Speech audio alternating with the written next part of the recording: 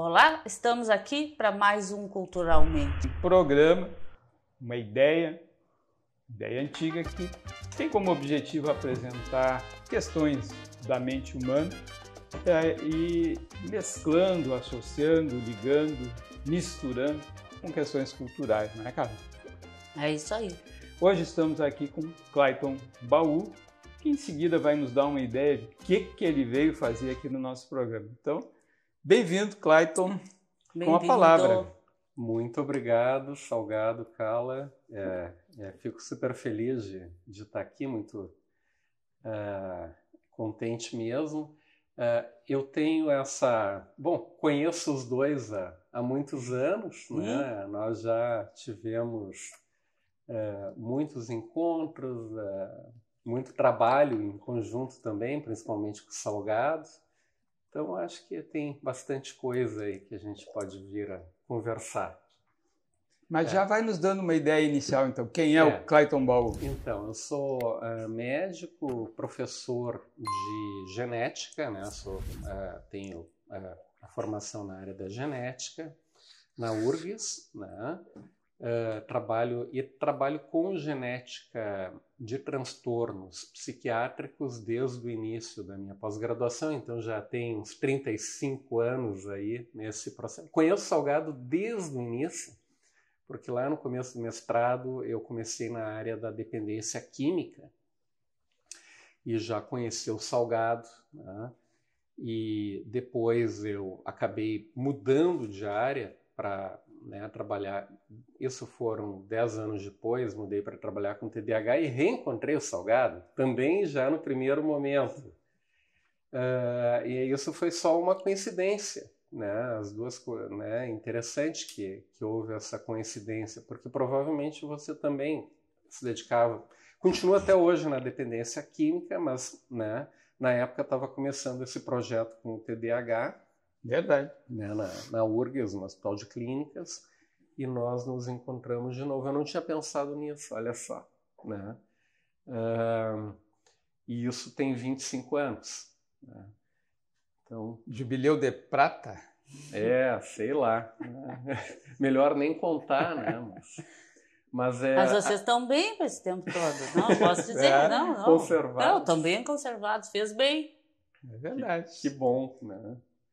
E tem dado, enfim, o campo tem avançado bastante, né? São transições enormes que vão acontecendo, né? Científicas e tecnológicas e tudo mais, então é gratificante, né? A gente passar por tudo isso, né? E seguir em frente. E o que te encanta, Clayton? Assim, genética, já sabemos, tu é médico, né? A genética do comportamento, uma coisa que te encanta. E o que mais que te encanta aí na mente humana? E claro, não necessariamente nas bases genéticas do comportamento, mas o que te encanta aí na nossa natureza? Porque a gente imagina, né, um geneticista, um sujeito lá do laboratório, escondido, né, com coisas misteriosas que poucos entendem, e tu, na verdade, acabas de mostrar numa interação ampla, inclusive com nós clínicos, né? Uhum. O que te encanta, né, nesse trânsito aí da mente humana? Pois é.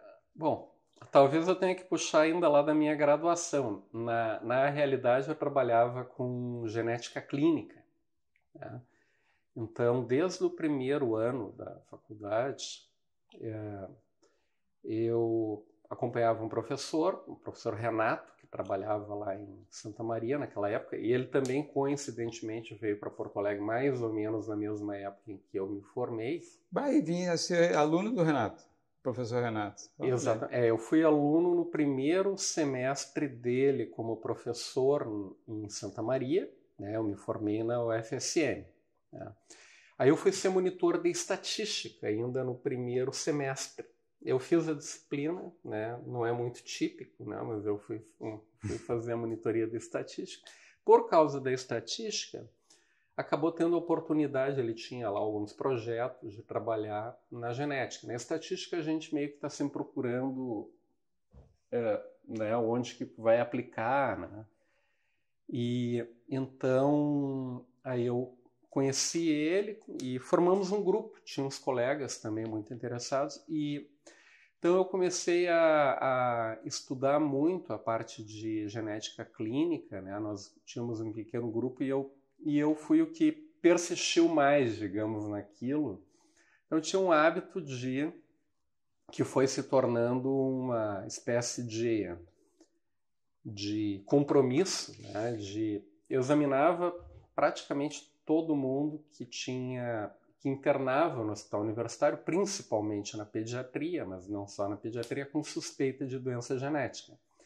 Então, como eu ficava estudando e no final de semana tentando diagnosticar, daí nas férias viajava para tentar fechar diagnósticos, né? Ia bastante lá para Ribeirão Preto, aqui para Porto Alegre, aqui para o Hospital de Clínicas.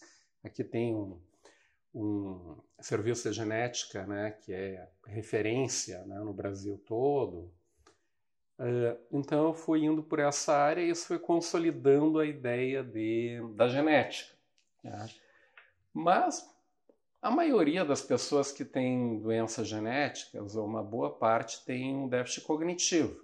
Então, acho que daí já começa essa relação de... Já vem puxando para o lado do comportamento de e tudo variabilidade mais. genética e comportamento. Mas quando eu me formei e vim para a pós-graduação, que eu já estava alinhando antes, né, essa ideia da pós-graduação em genética, a oportunidade que a pessoa que se tornou meu orientador, o professor Francisco Mauro Salzano, que já faleceu há alguns anos, né, ele sugeriu, foi trabalhar com dependência de álcool, porque ele tinha lido um livro, tinha comprado um livro de genética e alcoolismo e me sugeriu, então quer trabalhar nisso, uma área que está crescendo e tal, né, aqueles genes de metabolismo do álcool desidrogenase, desidrogenase e tal. E também estava evoluindo muito na época uma técnica que é a reação em cadeia da polimerase, PCR, e né, se pensou que poderia fazer alguma coisa. Na verdade, eu acabei fazendo então o mestrado mais na heterogeneidade clínica, né, aquela ideia que estava muito em voga de tipos, né, de alcoolismo. E eu fiquei muito obcecado por essa ideia por quase uma década. Né? Acabou... Aquela coisa de cientista, né? Eu fiquei muito mergulhado. Então, o que aconteceu? Essa transição da genética clínica para a genética psiquiátrica foi uma conveniência, uma oportunidade, mas ao mesmo tempo eu sabia que eu queria... a minha ideia era trabalhar no fundo, era trabalhar com uma doença comum. Originalmente, eu não tinha pensado no comportamento propriamente. Então, foi uma oportunidade que se tornou uma obsessão de 10 anos. Né? Foi né, então, uma coisa que não saía da minha cabeça naquele período. Né? Mas, assim, se alinha um pouco com a ideia. Mas, porque a genética clínica era uma coisa maravilhosa, mas... cada paciente, às vezes a gente só vê uma vez na vida. Né? Então, para essa coisa, já tinha aquele lado da estatística, a ideia de aprender mais sobre um fenótipo, né? Sobre um traço. Aí foi evoluindo a ideia de ir para uma coisa mais comum e entender a genética de um fenótipo, de um traço comum, que acabou sendo o alcoolismo, né? E depois eu acho que é tudo consequência, né? Foi mais ou menos assim.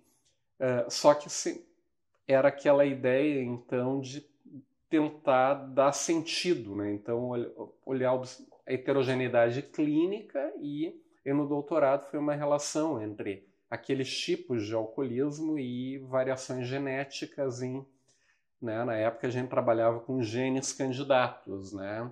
Genes que tinha algum motivo para se suspeitar que pudesse ter um papel no comportamento.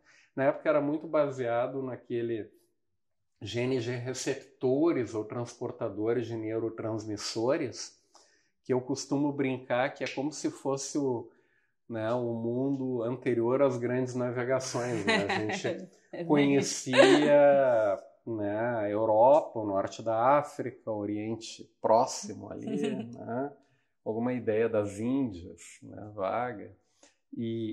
Só que depois, né, a partir de 2005, mais ou menos, surgiram as técnicas de olhar para o genoma como um todo.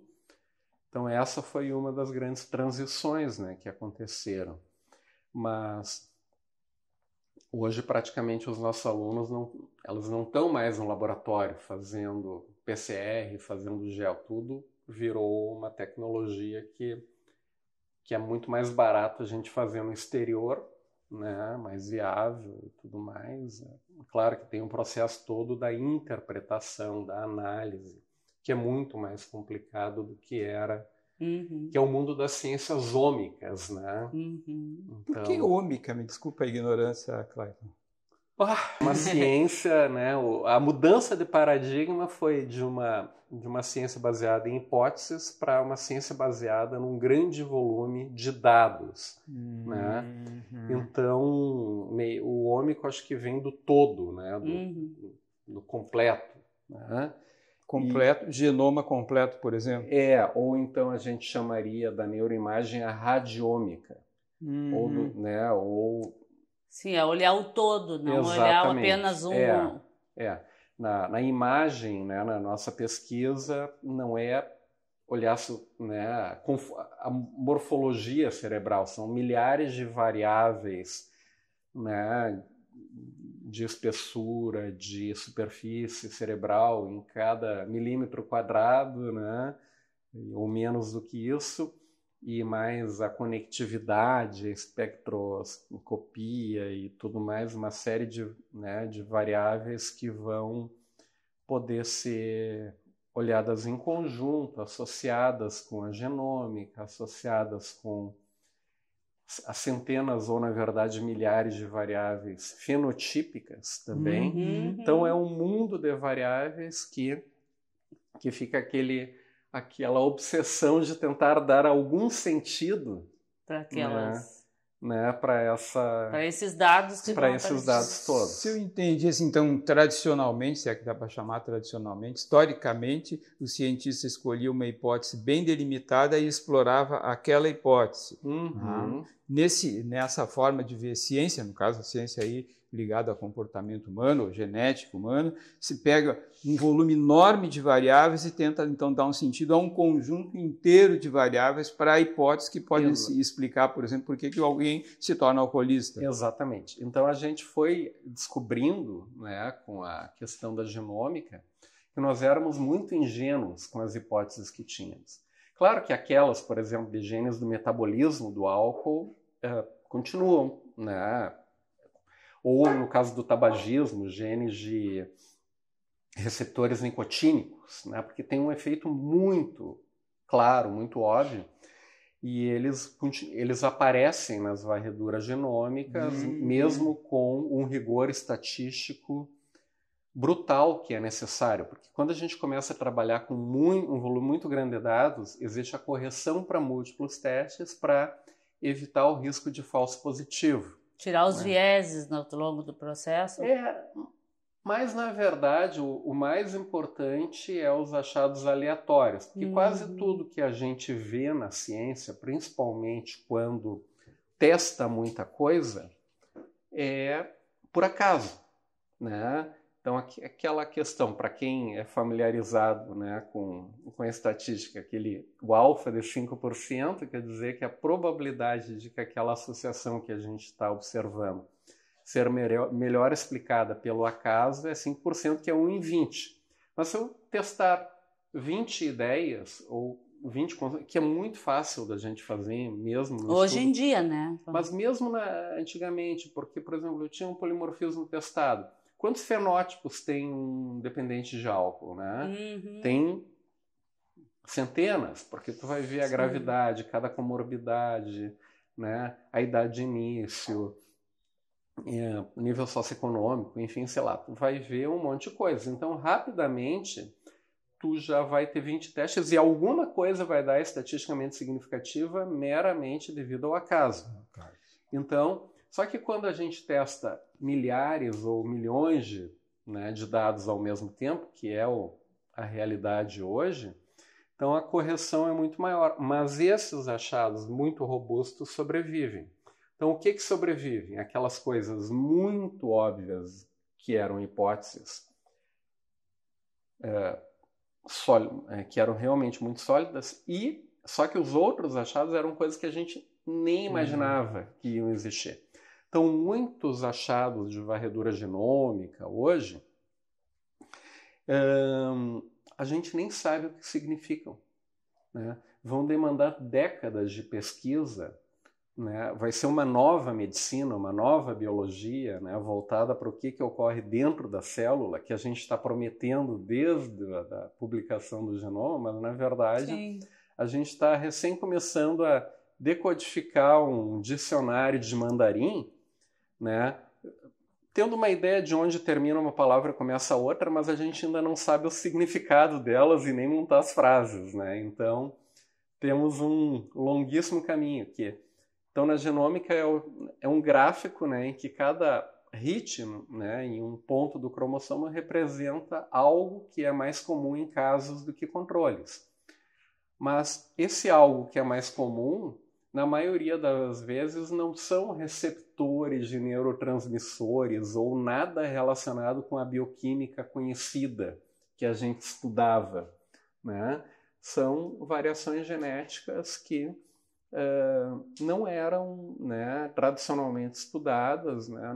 Não eram genes candidatos, não estavam em rotas bioquímicas, né, fisiológicas tradicionais. E então é um enorme desafio. Vamos uma coisa para a gente botar aqui, quem está falando para, né, esperamos que para muita gente, né, cara?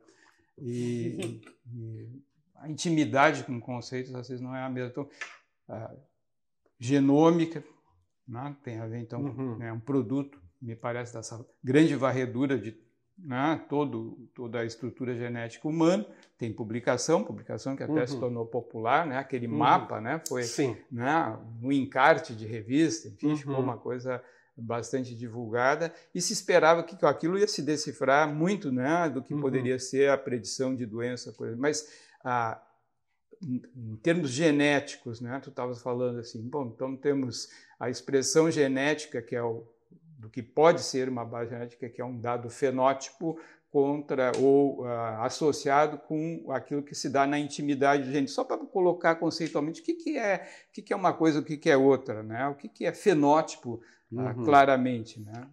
Então, o fenótipo é aquilo que a gente é a manifestação do genótipo, aquilo que aparece, né? Pode ser tanto no comportamento, pode ser tudo no nosso aspecto físico, né? A presença ou não de doenças como diabetes, hipertensão, alcoolismo, né? O alcoolismo, a depressão, etc., né? Então, o fenótipo é aquilo que a gente avalia clinicamente ou observando, simplesmente, que é o fundamental, né? O primeiro passo, é o que, inclusive, que tem evoluído enormemente também com o registro eletrônico dos dados, com o registro organizado e minucioso que também nas últimas décadas, e é um processo que ainda, tanto quanto a genômica, a medicina ainda não conseguiu superar, né? Porque a gente fala muito de uma medicina informatizada, mas na prática, cada hospital, cada órgão tem um sistema e eles ainda não conversam. Eles não conversam e a gente não faz nada, a gente não faz 10% do que poderia fazer. Se houvesse essa conversa de dados. Com uma mínima, né, evolução tecnológica, alguns detalhes que estão faltando, né? E eu acho que é uma questão de priorizar, mas é de novo, né, valorizar a ideia de que ter muitos dados é bom, né, é muito valioso, e mesmo com a questão do genoma, não é que a gente não tenha trazido um grande esclarecimento, tem trazido, só que está mostrando o mundo real, que é complexo. Complexidade. Então talvez a gente tenha uma tendência de querer fugir da complexidade, não só né? Na genômica não tem como, porque, né, uma ciência desse tipo, ela, né, evolui por si só, né? Mas até na questão clínica, a gente se apega a um jeito de, né, a questão da experiência, o jeito de confiar na própria memória, né? E orientar a avaliação do paciente pelo que parece ser o fundamental. Isso tudo é muito bom, mas se a gente puder ter um grande volume de dados por trás, Sim. vai ser muito melhor, até para lidar com outras questões, né? O paciente não tem só o transtorno psiquiátrico, daqui a pouco ele também tem o diabetes, ele também tem uma questão hormonal, ele também tem hipertensão, e tudo isso, em algum momento, né, vai poder ser melhor integrado, principalmente lá na saúde pública, né? Então, eu acho que a grande transição que a gente está vivendo é que complexidade é bom e a gente não precisa ter medo dela. Uhum. Né? E que ninguém domina tudo. Né? A gente vai... Essa transição de lidar com a incerteza.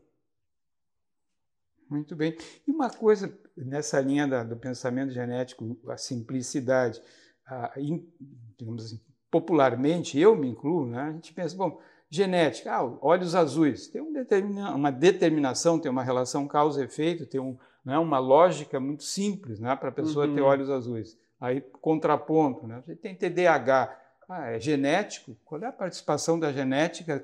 Qual é a diferença de pensar uma condição clara, como, por exemplo, uma doença rara na genética, parece que tem, né, se tivesse essa experiência, casinho a casinho, né, a localizar uma alteração genética significativa que ajuda muito a explicar uma condição clínica, como ajuda a explicar olhos azuis, né, ou a ausência deles, e no contraponto, lá do outro lado, essa coisa complexa que é o comportamento humano que se expressa como TDAH. Como é que é a diferença de pensar de um jeito e pensar do outro? Muito bom, isso é super interessante. Na verdade, é um contínuo, né?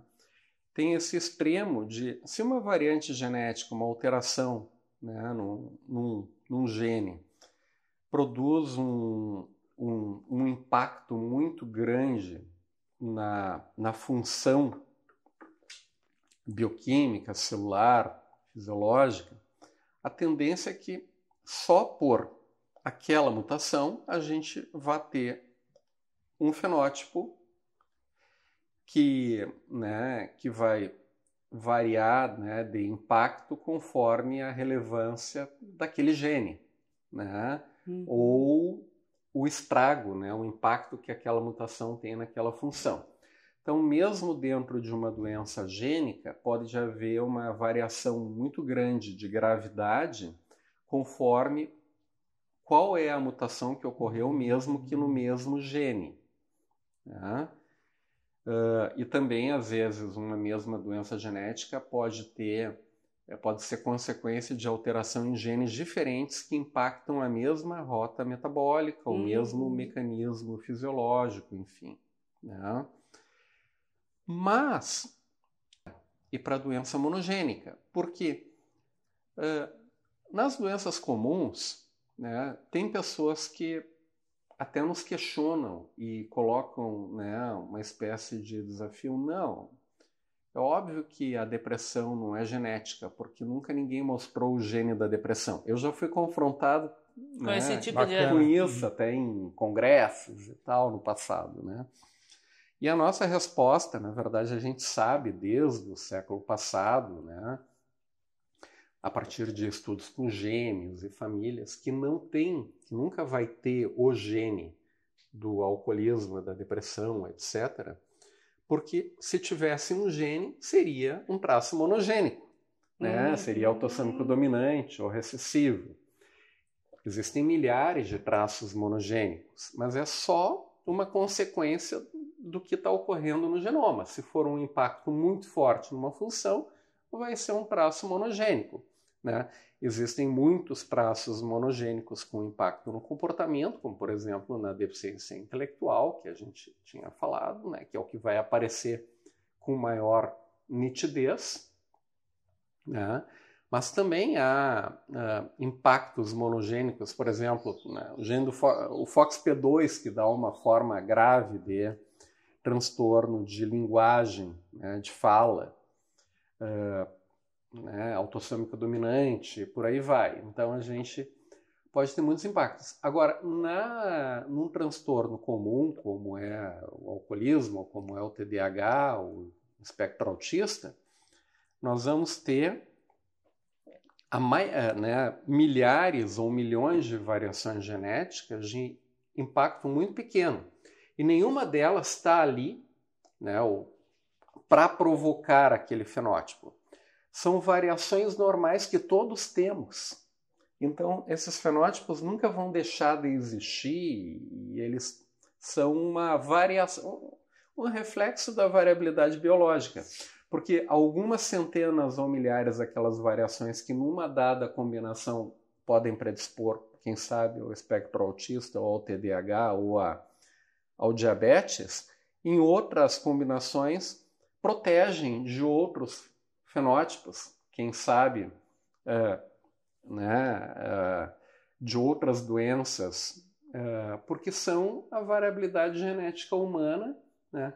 É que num extremo elas podem, né, e é natural também que todo fenótipo extremo possa ser menos adaptativo para alguma coisa, né? Então a gente tem um oceano de variações genéticas que em cada combinação vão, né, representar uma chance maior de apresentar um determinado problema ou uma vantagem. Né? Tem pessoas que correm mais rápido, outras que não correm, né? Pessoas que, né? Sim, tem a adaptabilidade também no ambiente, né? Aqueles Sherpas que sobem a altura, Exato. Grande resistência à altitude, que está ligado a alguns genes. Exatamente. E mesmo entre nós, no nosso organismo, de cada pessoa, a gente tem um espectro de adaptação de variabilidade, né? A gente vai para o Himalaia, mas se ficar alguns dias lá... Já vai se adaptando. Até um certo ponto. Não tanto quanto as pessoas que estão lá há milhares de anos e foi havendo uma seleção natural.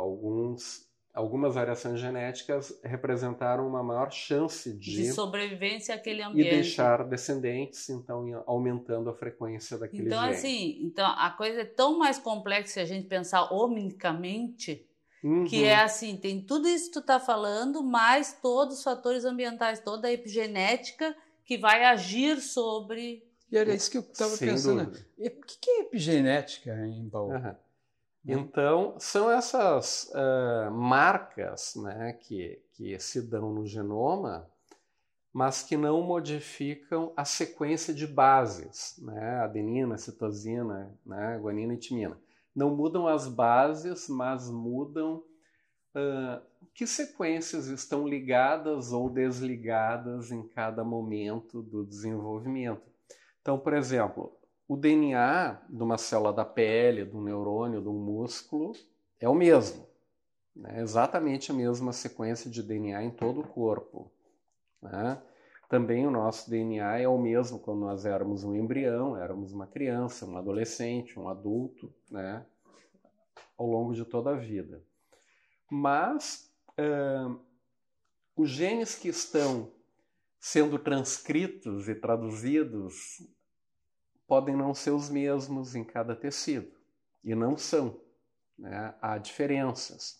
Então, por exemplo, na adolescência, nós vamos ter hormônios esteroides atuando em milhares de pontos do genoma, né, através de receptores de esteroides que vão se ligar no DNA e vão induzir a produção de milhares de proteínas que vão fazer mudanças, né, induzir mudanças. E esse processo vai ocorrer com maior ou menor intensidade conforme a presença ou não de determinadas estruturas químicas ligadas ao DNA. Então tem principalmente a metilação, né, do DNA, mas tem a acetilação, né, também, que vai, né, de uma maneira geral, quanto mais metilado, menos será expresso. Quanto menos metilado, mais expresso, e isso gera uma outra escala de enorme variabilidade e complexidade, que é a epigenômica, e ela é um desafio ainda maior para nós, porque como eu havia mencionado, em cada órgão, em cada tecido, há diferenças, né? Em pesquisa é bastante difícil, porque a gente não acessa o cérebro das pessoas vivas, né? A gente tem que fazer uma análise indireta pelo que está se passando no sangue periférico, né? E tem, então, muitas limitações. E o cérebro de pessoas mortas, e há pesquisas nesse sentido, também é um desafio, tanto porque o processo, às vezes, de adoecimento, de morte, já gera alguma diferença, mas também porque o cérebro como um todo em cada milímetro quadrado a gente vai ter diferenças, né? Então isso gera um volume de dados que precisa ainda acumular um tamanho amostral gigante, né? E também é mais complicado tecnicamente, né? Porque essas tecnologias avaliam milhares de pontos metilados ou não no genoma, mas não exatamente todos os sítios de metilação do genoma, né? Então tem muito espaço aí para avançar nesse conhecimento e, obviamente, relacionar tudo isso com a variação genética, porque a metilação ela é mais influenciada pela genética do indivíduo do que pelo próprio ambiente. Ela sofre algum efeito do ambiente, mas o genoma influencia muito. Existe um fenômeno muito importante que é a correlação gene-ambiente, que intuitivamente vocês conhecem na psiquiatria. Às vezes as coisas acontecem na pessoa e ela atribui a outros aquilo que na verdade vem dela. Sim. Né? Então a gente tem uma forma própria de reagir aos eventos do ambiente que às vezes tem uma herdabilidade tão alta quanto o próprio traço que a gente está medindo, né? Há uma herdabilidade da maneira de lidar com as coisas. Sim. Por exemplo. Então, né? Aí a gente estão torturando o baú aqui. Não, tem várias categorias para isso, né? A gente pode ter, por exemplo, né, uma pessoa que... criança com TDAH que é muito desorganizada.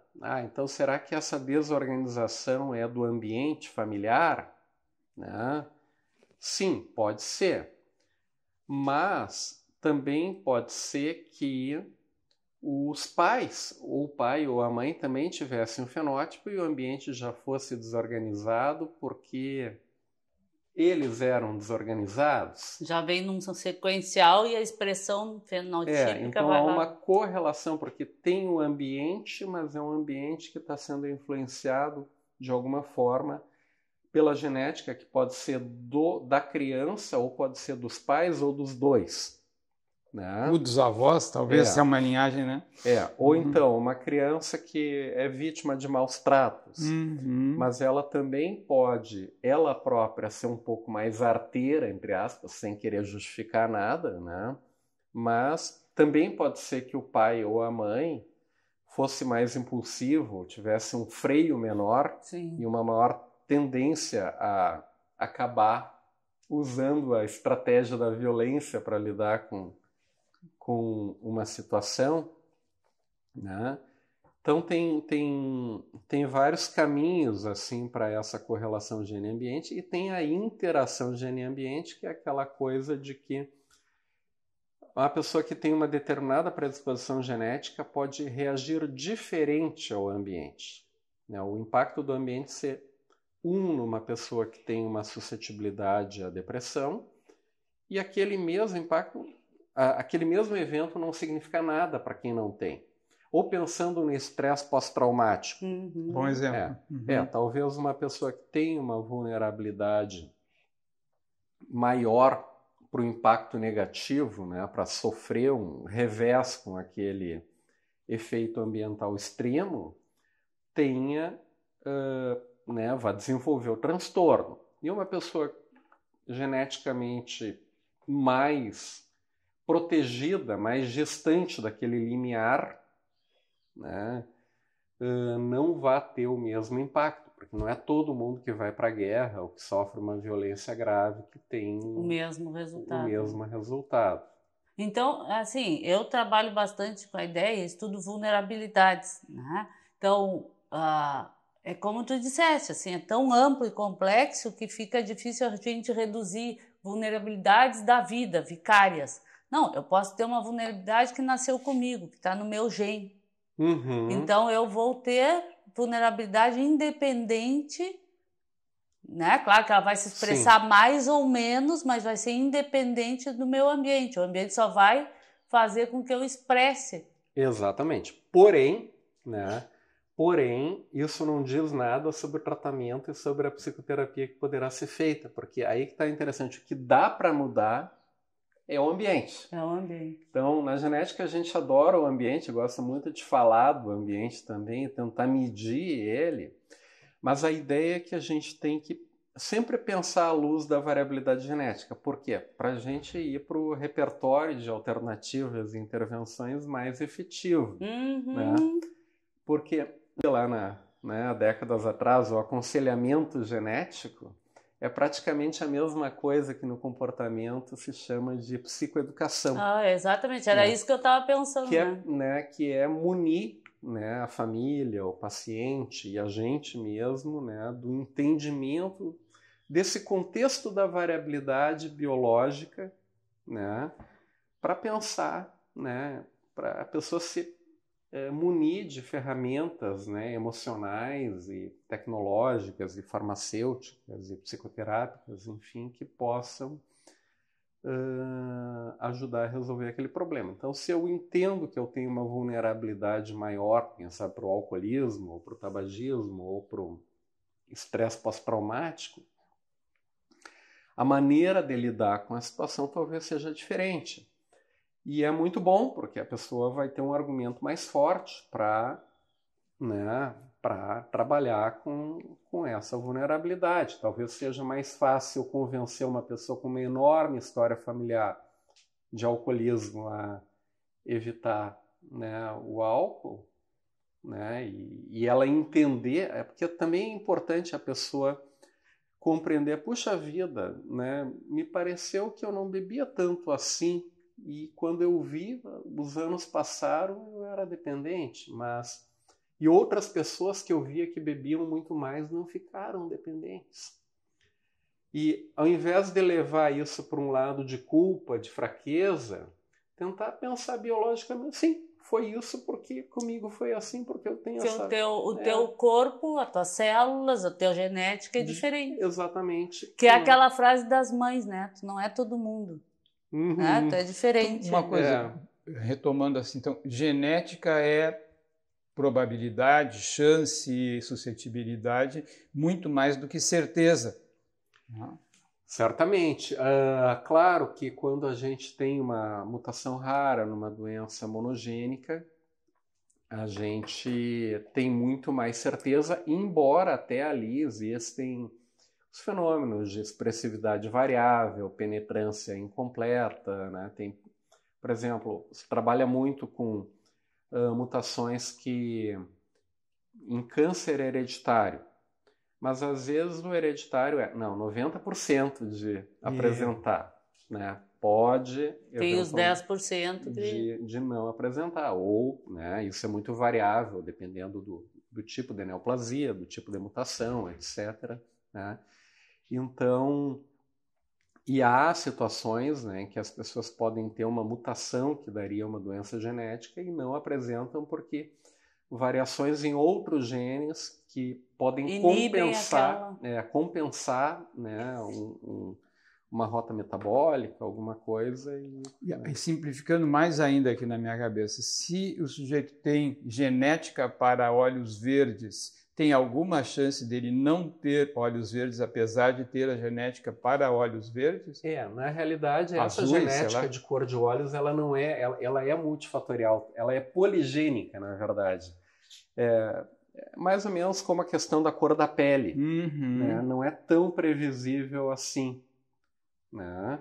Então, há uma combinação de vários genes e, né, há uma variabilidade importante. É como se fosse um sorteio, né? Exatamente. Então, sim, genética não é destino, é probabilidade, é possibilidade, é suscetibilidade, e é nesse campo que Clayton Baú transita uma vida profissional inteira, nesse ambiente de grande incerteza, em busca de algumas certezas. Exatamente. E sempre indo e vindo, né? Se alguém diz, não há certeza, mas a gente já fica preocupado. Será que isso vai levar alguém a pensar que a genética tem um impacto muito pequeno? Não, o impacto é enorme, só que são nessas combinações que, né, vão se dando muito ao acaso. A cada meiose, né, a gente produz, né, uma enorme variação de gametas que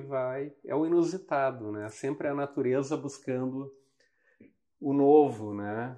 Mas adaptabilidade. É uma coisa, né, que é interessante ver, assim, no mundo que a gente vive hoje, das mídias sociais e tudo, em que todo mundo quer ter a palavra-chave, quer ter a solução. Não, então agora tudo é neurociência, tudo. Bom, só com a nossa conversa já fiquei pensando, a neurociência é uma partezinha desse todo, porque ela depende de tantas coisas. Não, agora é o intestino que mexe no cérebro. Agora... Não, nós somos tão complexos. Com certeza. Então, assim, isso é bem importante, né? Porque há maus entendidos o tempo todo, né? Eu gosto de falar, por exemplo, de uma área que na genética, a farmacogenética ou a farmacogenômica, né? Em princípio, a gente poderia fazer testes genéticos, e pode, para imaginar qual vai ser o nível sérico ideal de um fármaco, para usar até na psiquiatria, antidepressivos, e tem genes que predizem isso. Só que, às vezes, o resultado clínico de usar essa tecnologia não é tão imediato, porque tem outras variáveis, além do nível sérico do medicamento, que vão determinar se o paciente vai aderir ou não e qual é o grau de melhora. Que daqui a pouco, se ele acha que o medicamento é muito caro, ele pode não comprar, mesmo que o efeito seja muito bom, ou se ele esquece de tomar. Ou tomar meia dose porque está caro. Ou se ele acha que ele já está tão bem que não precisa mais, ou está tão mal que não vale a pena. Enfim. Mas essas muitas variáveis têm um impacto que é maior do que...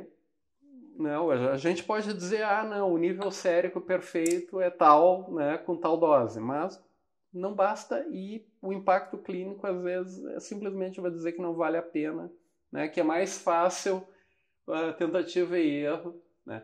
Claro. Porém, claro que tem fármacos que têm efeitos colaterais tão graves que a gente, daí vale a pena. Então, tudo depende. Tudo depende, e a gente está num processo muito preliminar ainda, né? Sabe, Cláudio, eu estava pensando aqui, bem divagando um pouco, né? Em arte abstrata, né? Quer dizer, uma tela, tinta colocada ali naquele ambiente que é a tela, de formas tão variáveis, e junta, sei lá, 100 pintores com matemática, sei lá, variabilidade genética. Eu vou pintar a variabilidade genética. E a gente vai ver surgir algumas imagens que são fascinantes, que são impactantes, são inquietantes, que são inspiradoras, e outras que não, né, acabam no conjunto não oferecendo nada.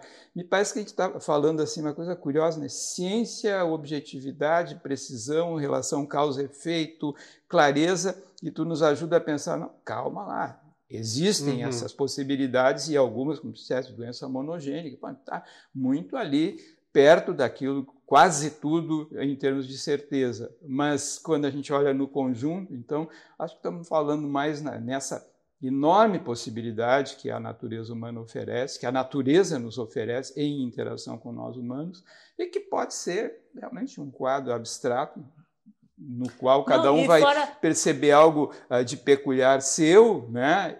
E pode ser uma coisa meio plique-plaque, meio sem graça, e nem por isso deixa de ser relevante. Né? Então, acho que é bem isso, né, o inusitado. Né? Bela palavra. Então, em ciência existe muito o encontro com o inusitado. O cientista é um cara que tem que estar disposto a surpreender-se.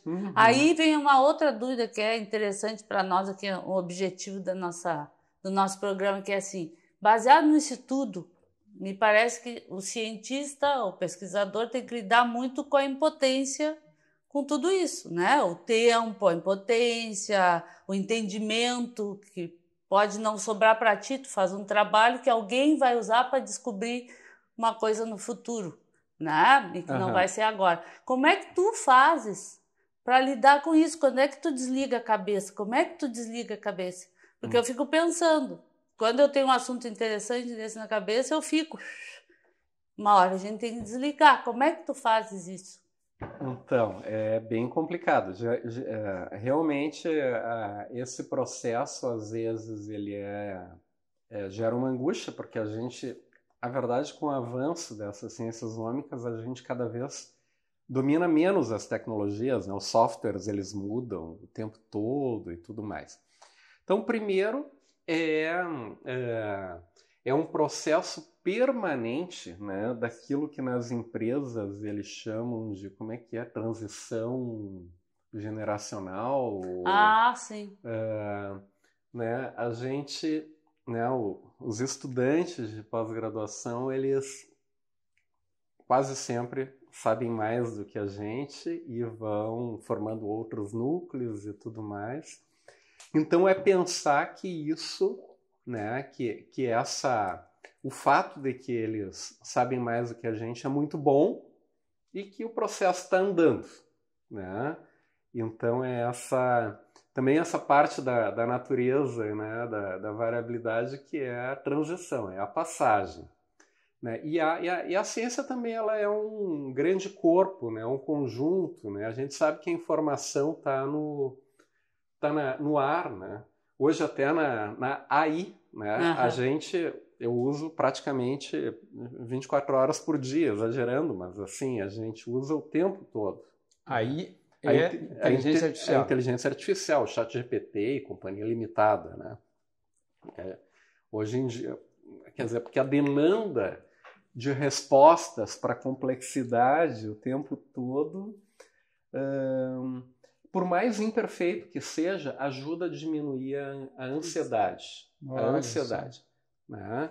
E a gente tem que se comunicar em outras línguas né, e escrever e-mails e tudo mais. E processos que eram limitações muito graves no passado, hoje a gente tem então essa bengala, essa muleta que é muito boa e que eu não vejo de forma alguma como uma ameaça, né? Porque na verdade a ameaça que existe da complexidade e tudo mais é ela própria, né? Tudo é muito difícil. Então, ao contrário, um pouquinho ou 24 horas por dia de ChatGPT só me ajuda a sobreviver. E todos os estudantes e só nos ajudam a conseguir continuar falando um pouquinho daquele mandarim que a gente tem que falar, né? Que eu estava mencionando antes, né? Que é tentar entender um pouco desse mundo. Então, tem essa ferramenta, né, que nos ajuda. E fora isso, quem sabe, correr na esteira, né, ouvindo música e tudo mais para que... E qual é a música que te atrai, que te encanta, Baú? Praticamente todas. Né? Na esteira o rock é muito bom, né? Dá uma adrenalina boa, então...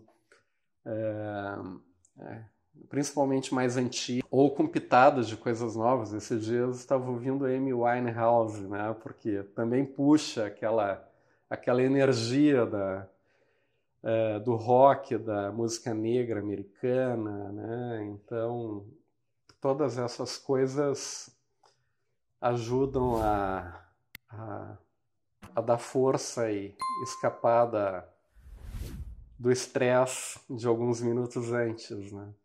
E me fazendo de bobo aqui um pouco, Baú, e caminhar no mato faz bem para um geneticista? Faz bem, né? A gente também compartilha isso, né? Pois já fizemos isso de vez em quando. Eu adoro. Sem dúvida. Isso eu faço. Sabe que antes da universidade eu fui escoteiro quando criança. É só. Né? Então, isso vem lá dos 7 anos de idade, eu acho que eu comecei nisso. Né? Teve muitos períodos de latência, né? de não encontrar meios. Nos últimos anos, agora, principalmente com a minha filha, que é adolescente, eu faço bastante isso. Parceirinha para isso. Muito parceira. Né? Então, é muito legal, né? Longas caminhadas que terminam em uma cachoeira, né? E aquele banho gelado na cachoeira. E talvez seja mais legal ainda, mas será que eu vou saber voltar depois? Que problema. Mas aí a ajuda do cérebro mais jovem, que sempre consegue... Ou do GPS, né? Dependendo de onde a gente for. Dependendo, mas é que tem que achar a trilhazinha certa, né? Então não está no GPS. Não está no GPS. Não está no GPS. A gente volta para um grau de incerteza, né? Lá no laboratório, com um grupo de super especialistas e estudiosos, a gente estava falando todo esse tempo, tu convives com a incerteza. Vai para o mato, como tu disseste, fascínio, chegar na cachoeira. Tá, mas como é que eu volto agora? A incerteza e a natureza são, digamos, íntimas, né? Sim. A gente está falando que a natureza é assim. E é muito bom isso, né? Porque nos dá essa flexibilidade, né? Né? Porque o mundo tem pouca certeza, né? A gente não adianta, né? Está tendo guerras, está tendo conflitos, a gente tem a violência urbana aqui 24 horas por dia e a gente tem que navegar nesse processo, né? Tá fazendo pesquisa, não sabe se vai ter dinheiro ou bolsas para os estudantes o mês que vem, o ano que vem. Ou né? se a pesquisa da gente vai dar em alguma coisa, né? Porque... Sim, tudo isso. Então, é um processo de total incerteza e a gente precisa seguir em frente na trilha, né? Não tem outra coisa para fazer. Né? E pode ser muito prazeroso, e é muito prazeroso, né? Com todo, né? Com os arranhões que a gente vai tendo, e aí literalmente é isso, né? Quanto mais marcas e pé molhado no lodo É isso que eu estava pensando, tu está lá no meio do mar, tá com a tua guria lá, vocês estão caminhando, algum grau de incerteza, vai chegar na cachoeira, a cachoeira pode ser frustrante, chega lá, uma aguinha ali, porque sei lá, está numa época de, como é que se chama, de seca, né, a água resolveu sumir, então um grande esforço, e eu acho que a ciência parece que é muito isso, né, caminhar muito para, às vezes, ter uma surpresa muito significativo, nem todo mundo ganha prêmio Nobel, digamos, né? Nem todo esforço resulta num grande achado, mas como a Carla lembrou, contribui para uma massa de conhecimento e vai ter, quem sabe, né, um guri, uma guria, outro cientista que, né, vai partir daquele esforço e chegar a resultados. Mas como é que o cara faz para... Eu estava lembrando, né, tu iniciaste, médico, né? O médico é um clínico, um cara para contato cotidiano. Tivesse a experiência lá, aliás, jovem, entusiasmado com isso, né, de estar junto das pessoas, interagir com elas, viajar para ir atrás, né, de evidências que ajudassem a delimitar ali aqueles quadros clínicos que tu estava fazendo. Como é que um médico resiste, né, a essa... Eu sou clínico, a Carla também somos clínicos, né? Como é que um médico resiste a essa tentação, né, do cotidiano ambulatorial, hospitalar, para ser geneticista? Como é que o Clayton fez para resistir de não ter um consultório de genética clínica? Eu acho que foi porque eu comecei muito cedo no processo. Eu comecei o curso com 16 anos, né? tinha esse background, por exemplo, de ser escoteiro antes e de... não tem ninguém fazendo isso, eu acho que eu tenho que fazer. E virou meio que uma obsessão aquela questão de cumprir aquela demanda que não estava sendo... Na época lá não havia outra genética clínica. Se eu não fosse, ninguém iria, na verdade. Olha que bacana. E foi se tornando um compromisso, né, meu comigo mesmo, né, mas que foi interessante. E daí o processo evoluiu. Então, na realidade, eu quase fiz a residência, a prova para residência em pediatria, que era um caminho mais ou menos natural de fazer pediatria antes para depois genética clínica. Estava começando a ter um caminho de fazer direto genética clínica, mas aí a gente já pensa, não, vou fazer pediatria, que era o caminho natural, até que no 6º ano que eu estava começando a estudar, estava gostando dos estágios, até da cirurgia e tudo mais, né? Eu pensei, não, eu vou fazer direto a prova para o mestrado e vou para esse caminho, porque eu pensei, calculando quantos anos eu ia levar no processo de residências, né? E, de fato, no final, para eu trabalhar com genética psiquiátrica, não adiantaria nada eu ter feito exatamente pediatria e genética clínica. Eu teria que, então, ter feito, neste caso, a psiquiatria. E era imprevisível. Na verdade, as coisas foram acontecendo... Né? Foste pegando os cavalos encilhados. Foi que é uma coisa bacana. Claro, tu chamasse a atenção da gente, conheço, né, um pouco da tua história, né? Andamos meio por perto há tanto tempo. E, na verdade, tu és um cientista que convive, teu cotidiano é com clínicos, e por acaso o nosso grupo lá de TDAH é impregnado de clínico. Tem gente até que acha, são aqueles clinicões, né? Tem gente que acha até pejorativamente, bando de clínicos, quer dizer, papo clínico, não é papo de cientista. Mas parece que essa interação tornou tão rico, né, esse grupo, e esse grupo tem se mantido e se expandido, como tu comentava lá no início, atraindo gente muito da ciência, se a gente pode separar, e não espantando nós clínicos. Os clínicos estão sempre meio em volta dos cientistas, né, nessa turma. Né? E hoje isso é muito natural. Né? É muito natural e talvez sempre tenha sido, mas quando eu comecei, para mim não era. Para mim eu tinha que fazer uma escolha. Né? Porque não havia modelos lá, principalmente. Olha que bacana. Né? Então, e eu mesmo estava lá na estatística, eu ajudava em assessoria a médicos, mas aquele não era o modelo para o modelo do médico que queria fazer um trabalho de pesquisa não, né? E eu via o outro modelo da genética propriamente dita, principalmente viajando. Não, meu modelo de ciência é outro, né? Não era daqueles trabalhos muito simples, né? De eventualmente, porque, né, tem que apresentar um trabalho, né? Aquela coisa. Então, claro que a pós-graduação na medicina no Brasil ela é mais recente. Sim. Bom, inclusive a pós-graduação da genética da URGS é a primeira pós-graduação de todo o sul do Brasil em qualquer área do conhecimento.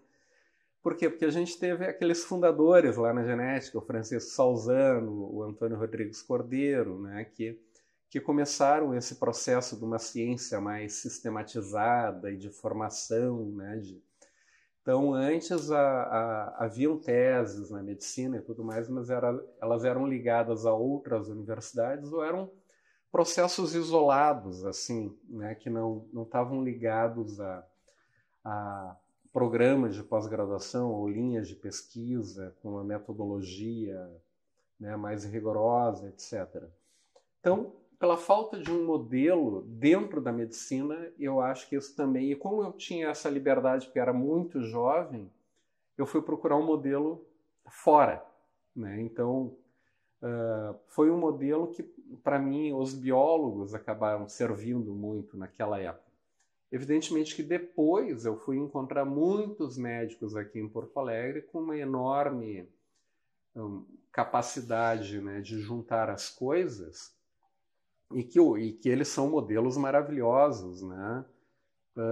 Que a gente conhece hoje, dezenas, centenas, né? Mas se a gente for ver a própria pós-graduação na URGS, na medicina, é um processo das últimas décadas, né? Há 40 anos atrás era muito incipiente, né? Foram várias áreas que foram se desenvolvendo gradualmente. Aqui em Porto Alegre, muito a epidemiologia se reforçou muito, e isso foi desencadeando um processo né, desse modelo de ser cientista, né, que antes não era tão claro. Sabe que a gente está falando de variabilidade, né? Variabilidade genética, incerteza, e aí sempre me remete à arte, né? Medicina, arte médica, né? A medicina é algo impreciso e, portanto, está mais para a arte do que para a ciência. E tu está nos chamando a atenção. Não, é ciência, e ciência é assim, é complicado, é cheio de indeterminações. Mas tu falasse uma coisa que me fez lembrar de novo, sabendo um pouco de ti. Eu sei que tu gosta das cores do México. Né? Tu falasse de modelos lá fora, estivesse pelos Estados Unidos lá, né? Captando aquilo que havia de ciência para, né, incorporar na tua carreira. E o que é o México, hein? Eu sei que tu tem esse encanto pelo México. O que é o México? Eu gosto muito, mas eu até talvez eu faça uma ponte para um lugar que eu visitei com a minha namorada e as nossas filhas agora em fevereiro, que foi aqui em Minas, né, a região colonial de Minas. O México é muito parecido, era lá o vice-reino de Nova Espanha, né, e o Brasil era também, na mesma época que o México era um vice-reino, aqui era uma colônia, mas depois acabou se tornando Reino Unido.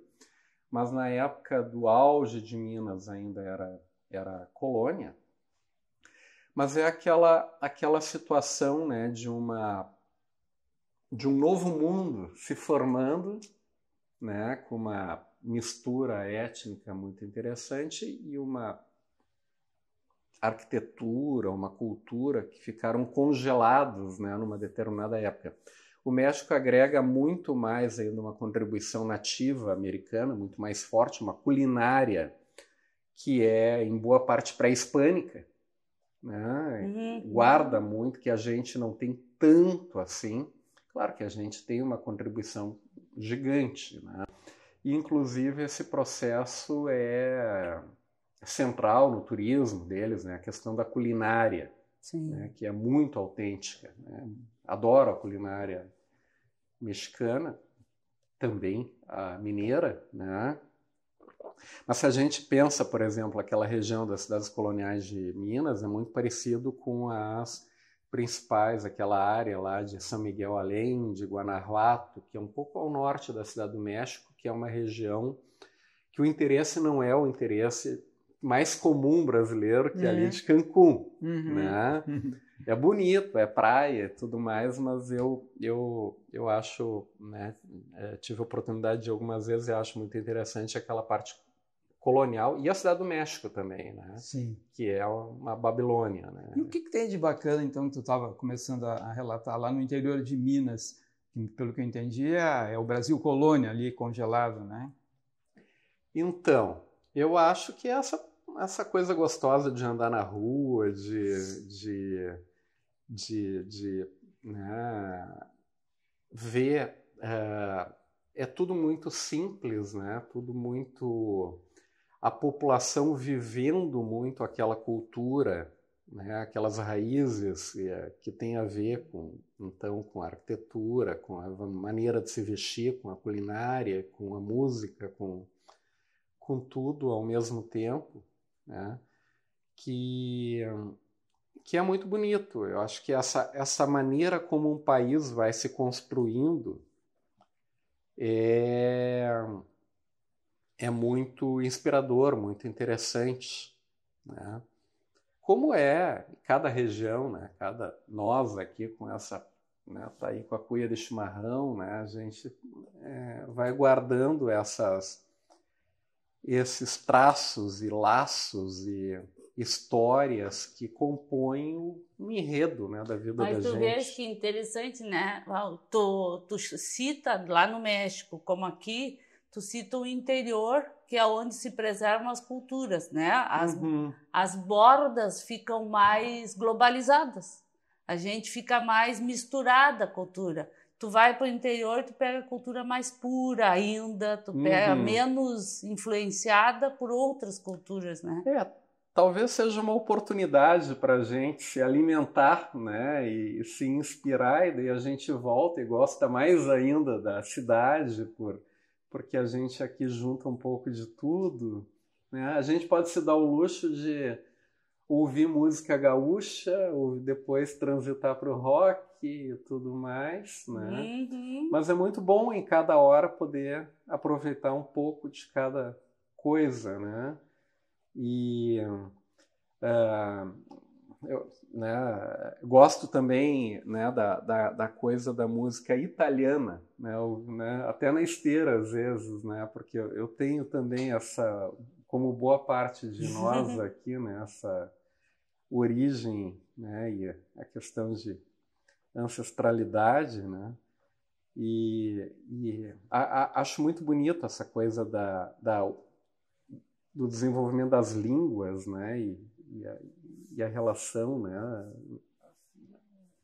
quase etimológica das palavras e como as coisas vão acontecendo, né. Tá, a analogia é bem grosseira na etimologia das palavras, a construção de um idioma tem lá alguma afinidade com a ideia da construção genética, né, de uma linguagem. Tem um idioma, né, que é o genoma, aí, expressa, né, que talvez seja um idioma universal, né, ali disponível, um mandarim disponível para ser entendido por qualquer cultura, né, e a cultura participando dos ajustes, né, disso que é a genômica. Mas é interessantíssimo. Eu estou olhando para o relógio porque eu acho que a gente está chegando perto da hora. Mas assim, é interessante que o pesquisador ele sai em férias, mas a visão, né, de perceber o ambiente, de ver as nuances, de ver a cultura, que não deixa de ser uma visão de um pesquisador, né, de ver as múltiplas... Ou de um escoteiro, né? Ou de um escoteiro. Escoteiro é um explorador, não é? É um explorador,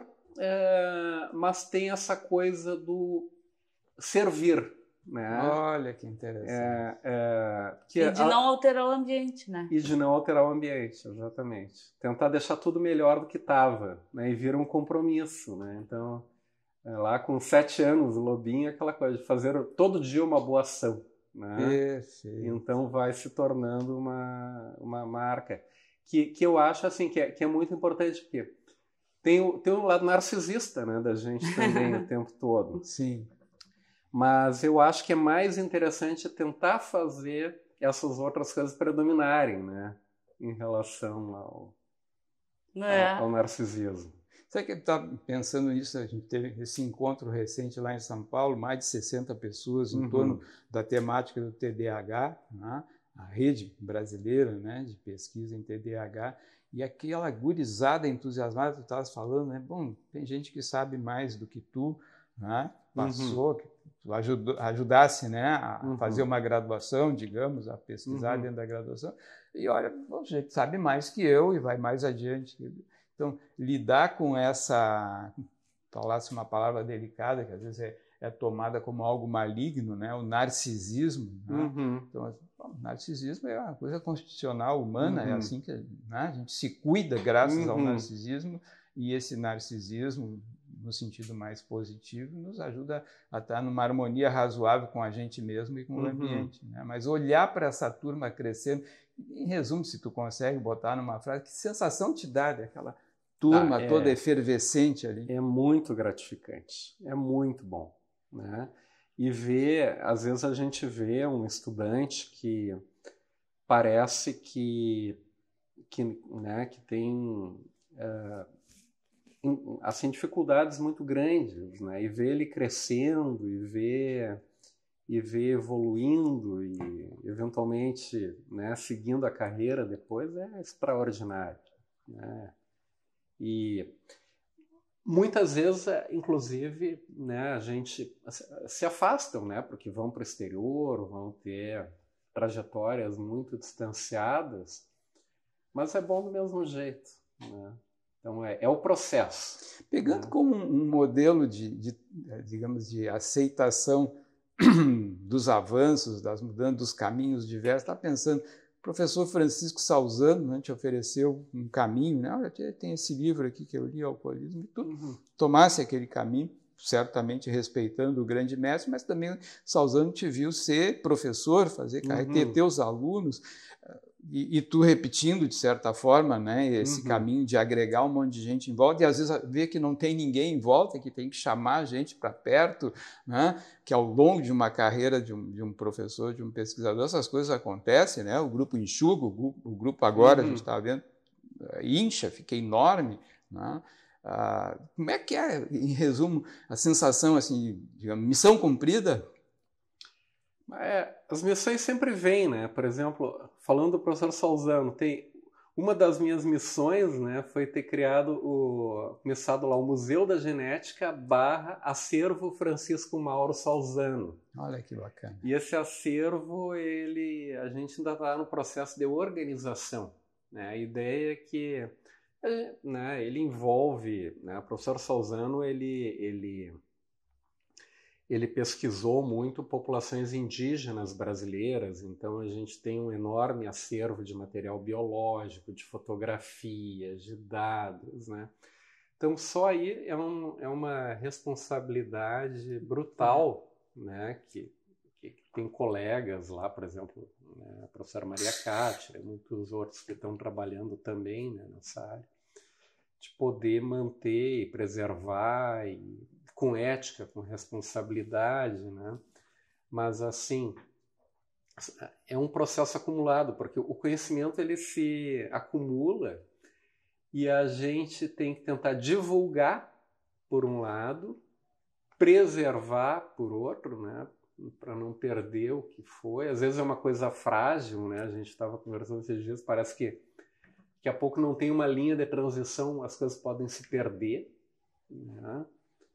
E então é um processo continuado. O que conforta é saber que não tem outro jeito, é isso, né? É fazer o máximo possível, o máximo possível ainda é muito pouco. Então, para arrematar, assim, para quem ficar curioso sobre a existência de um museu da genética dentro da Universidade Federal do Rio Grande do Sul, dentro do Departamento de Genética, deixando, a gente depois pode deixar isso textualmente, né? Como é que o pessoal faz? Quem ficar curioso de saber desse museu, que eu entendi que é um trabalho em progresso, né? Algo que está em montagem, mas que alguém ficar curioso, como é que faz para conhecer? Então, assim, o acervo ele não está aberto, nós não temos funcionários e tudo mais, mas está lá no site, né, do ufrgs.br/ppgbm museu, né? Então tem lá, também é um processo em construção, mas tem centenas, né, de fotografias, a gente tem um filme lá, um grande vídeo que é chamado Efeito Fundador, que é esse efeito